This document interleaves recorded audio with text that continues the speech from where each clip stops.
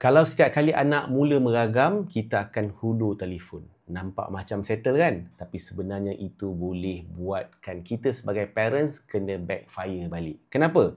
Sebab kita dah treat screen tu dia macam Panadol, macam ubat yang instant. So anak akan mula belajar, oh bila aku ni emosi tak tenteram, tak selesa, tak seronok je, aku akan lari dekat screen. Anak tak belajar macam mana uruskan emosi dengan betul. Dan ada kajian kohort daripada pasukan University of Michigan yang melibatkan sampel seramai 422 ibu bapa yang ada anak antara 3 sampai 5 tahun yang diterbitkan dalam jurnal JAMA Pediatrics 2023, dan dapatan daripada kajian ni adalah lebih kerap mak ayah guna phone untuk tenangkan anak, lebih tinggi emotional reactivity anak dan lebih lemah executive function anak-anak. Maksudnya apa? Anak akan lebih mudah meletup dan lebih susah nak kawal diri. Jadi apa tips yang realistik sebagai parents ni nak kena buat kalau anak mula emosi? Guna reset 60 saat. Apa dia kena buat? Dia bukan kena bagi syarahan ceramah ke apa.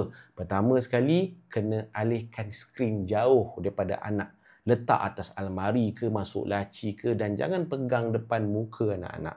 Kedua, kena bagi kerja yang kecil-kecil yang melibatkan aktiviti dan pergerakan. Tolong susun selipar dulu, ambil botol air, cuci toilet dengan adik-beradik lain ke. Ini cara paling cepat untuk aktifkan semula executive functioning anak-anak, bukan bagi otak dia terus ke skrin. Dan lepas emosi dah stabil, kalau parent nak bagi juga skrin, bagi yang ada objektif. Contohnya Nuri ni adalah apps yang bukan hanya belajar Iqra, tapi juga ada gamification, ada learn mode, ada quiz lesson, ada mini games, ada reward, dan paling best ada reporting system.